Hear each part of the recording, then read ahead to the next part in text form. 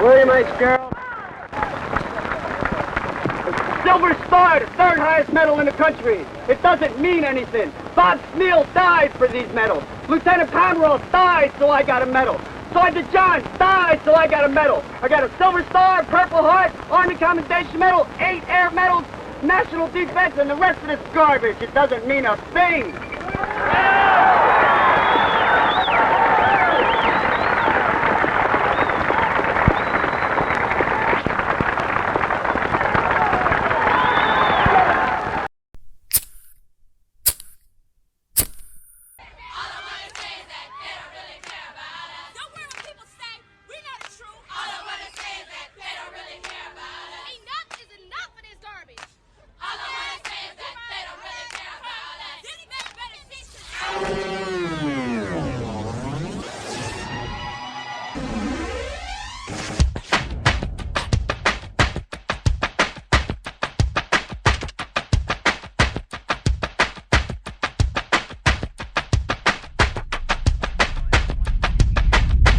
This is a good day, because once again we're seeing what's possible with strong American diplomacy. Under the nuclear deal that we, our allies and partners, reached with Iran last year, Iran will not get its hands on a nuclear bomb. The fact is, this was a horrible, one-sided deal that should have never, ever been made.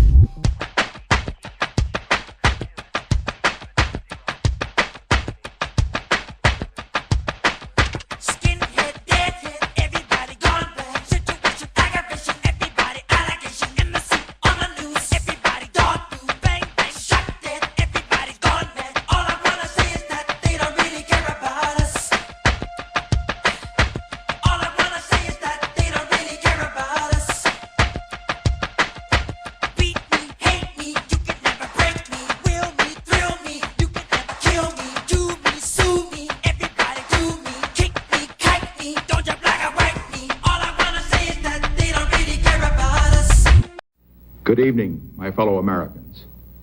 Tonight I want to talk to you on a subject of deep concern to all Americans and to many people in all parts of the world, the war in Vietnam. I believe that one of the reasons for the deep division about Vietnam is that many Americans have lost confidence in what their government has told them about our policy. The American people cannot and should not be asked to support a policy which involves the overriding issues of war and peace unless they know the truth about that policy. Tonight, therefore, I would like to answer some of the questions that I know are on the minds of many of you listening to me. How and why did America get involved in Vietnam in the first place? How has this administration changed the policy of the previous administration? What has really happened in the negotiations in Paris and on the battlefront in Vietnam? What choices do we have if we are to end the war? What are the prospects for peace? Now let me begin by describing the situation I found when I was inaugurated on January 20. The war had been going on for 4 years. 31,000 Americans had been killed in action. The training program for the South Vietnamese was beyond schedule. 540,000 Americans were in Vietnam with no plans to reduce the number. No progress had been made at the negotiations in Paris, and the United States had not put forth a comprehensive peace proposal. The war was causing deep division at home and criticism from many of our friends as well as our enemies abroad. In view of these circumstances, there were some who urged that I end the war at once by ordering the immediate withdrawal of all American forces. From a political standpoint, this would have been a popular and easy course to follow. After all, we became involved in the war while my predecessor was in office. I could blame the defeat, which would be the result of my action, on him and come out as the peacemaker. Some put it to me quite bluntly. This was the only way to avoid allowing Johnson's war to become Nixon's war. But I had a greater obligation than to think only of the years of my administration and of the next election. I had to think of the effect of my decision on the next generation and on the future of peace and freedom in America and in the world. Let us all understand that the question before us is not whether some Americans are for peace and some Americans are against peace. The question at issue is not whether Johnson's war becomes Nixon's war. The great question is, how can we win America's peace? Well, let us turn now to the fundamental issue. Why and how did the United States become involved in Vietnam in the first place? 15 years ago, North Vietnam, with the logistical support of Communist China and the Soviet Union, launched a campaign to impose a communist government on South Vietnam by instigating and supporting a revolution. In response to the request of the government of South Vietnam, President Eisenhower sent economic aid and military equipment to assist the people of South Vietnam in their efforts to prevent a communist takeover. 7 years ago, President Kennedy sent 16,000 military personnel to Vietnam as combat advisors. 4 years ago, President Johnson sent American combat forces to South Vietnam. Now, many believe that President Johnson's decision to send American combat forces to South Vietnam was wrong. And many others, I among them, have been strongly critical of the way the war has been conducted.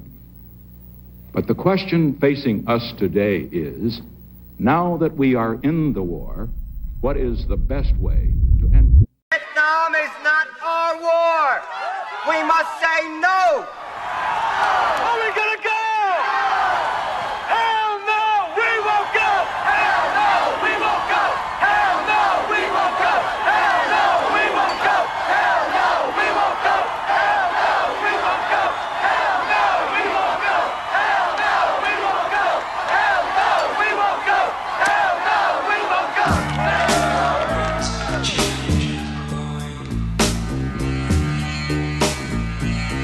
Gathering leaves up in its Tom. Hey, how you doing? Hell of an attraction, huh? and the people of the other leaves will remain in our hearts with love till eternity.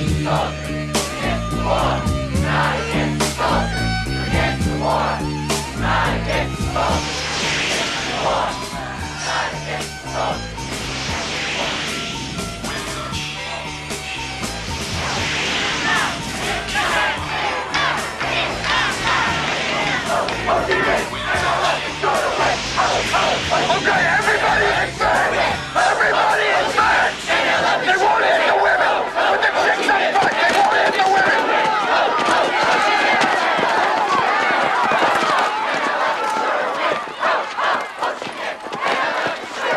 No fight! No fight! No fighting! The guards! The guards! The guards! The guards! The guards! We're not against the soldiers! We're not against the soldiers! We're against the war! We're not against the soldiers! We're against the war! We're not against the soldiers! We're against the war! We're not against the soldiers! We're against the war! Not against the soldiers, against war. Not against the soldiers, against war. Not against the soldiers, against war. Not against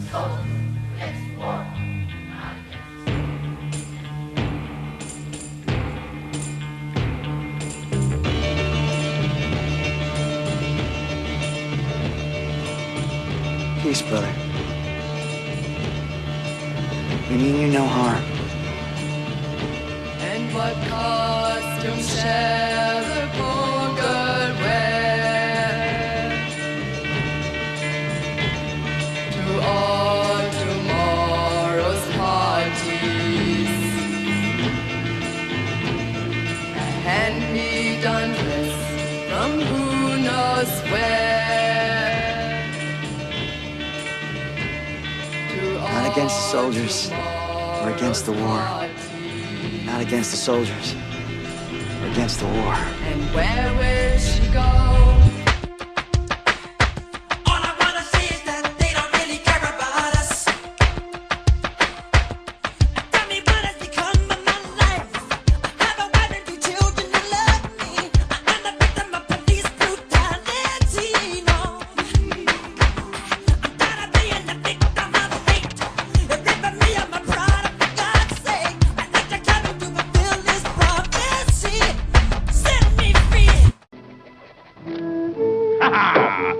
This is more like it. Peace treaty. The dog, the cat, and mouse agree to live together peacefully. With this truce, we won't tinker. The one that does is a stinker. Signed, Tom, Jerry, and yours truly. Let's shake on it, pal. Skinhead, deadhead, everybody gone bad. Trepidation, speculation, everybody allegation, innocent on the news. Everybody dog food, black man, throw the brother in jail. All I wanna say is that they don't really care about us. All I wanna say is that they don't really care about us. Sooner or later, all the peoples of the world will have to discover a way to live together in peace and thereby transform this pending cosmic elegy into a creative psalm of brotherhood. If this is to be achieved, man must evolve for all human conflict a method which rejects revenge, aggression, and retaliation. The foundation of such a method is love.